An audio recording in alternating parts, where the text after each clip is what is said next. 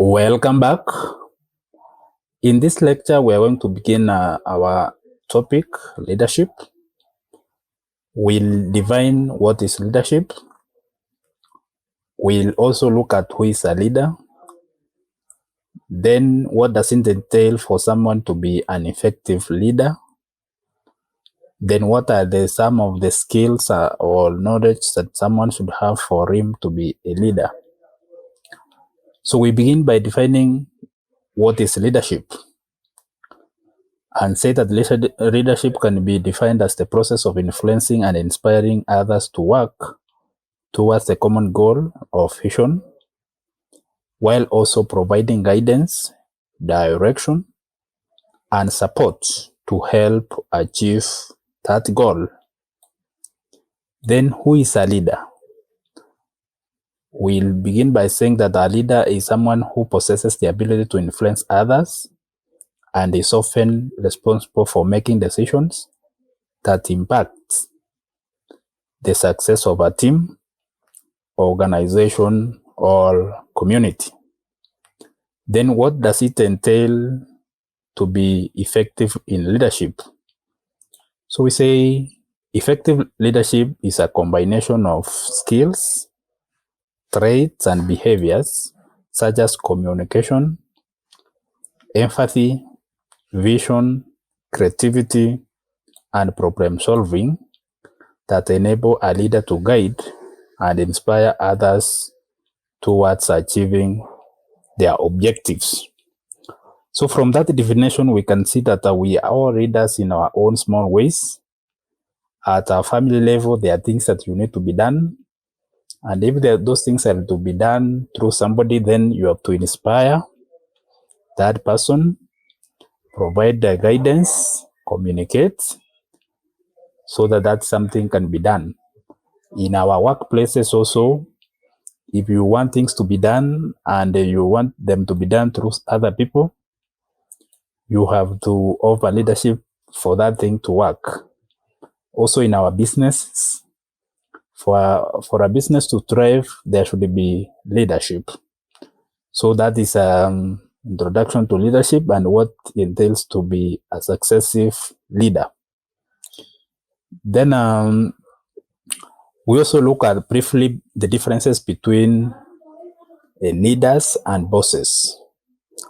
So we begin with leaders. So for you to be a successive leader and not a boss, so characteristic number one of a leader is that you are supposed to inspire and motivate your team to achieve a shared vision and goals. So number one, you need to inspire others. So a leader is also supposed to encourage creativity, innovation, and also collaboration among team members. So a true leader must inspire the team to work as a team through cooperation and collaboration. Number three, the true leader is supposed to take responsibility for both successes and failures and lead people by example. So while you are taking a task, there is two ways you can succeed or fail. So a true leader is supposed to take responsibility for both, whether you succeed or failure.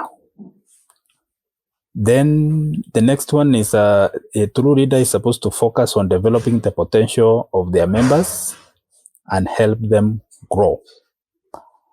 So at one point, the true leader will exit the stage and somebody else will take over. So a true leader is supposed to develop others to take over after some time. Then another aspect of a true leader is that he's supposed to communicate clearly and effectively to build trust and maintain strong leadership relationship with team members. So communication is the key. So a true leader should know how to deliver speeches and also presentations. Then on the other side, on the flip side, we have the bosses. So number one characteristic of bosses is that bosses give orders and expect their team to follow them without question. So you don't inspire them, you don't communicate, but you use orders. Number 2, bosses emphasize their own authority and status over the team. So bosses do not inspire the team for something to be done. They only emphasize that they are the bosses and others are there to follow orders and instructions as given. Then a boss, in a leader, we have seen that you have to take responsibility for success and failures, but bosses blame others for their failures and take credit for success. So when a team works on a task and they fail, all the blame goes to them. The boss does not take responsibility. But when they succeed, all the credit goes to the boss. Then another characteristic of a boss is bosses focus on results rather than the development of their team members. So they say the end will justify the means. So they look at the end results, but they are not interested in developing other members of the team. Then what about communication? Bosses communicate in a top-down manner, which can create a distance between themselves and their teams.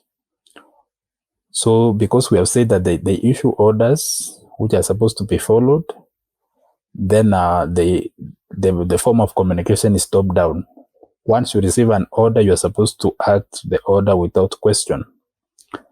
Then the last one, we say that the bosses lead through positional power and authority.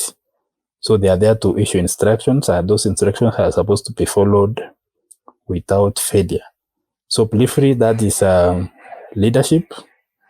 So in this section, we have briefly looked at who is a leader.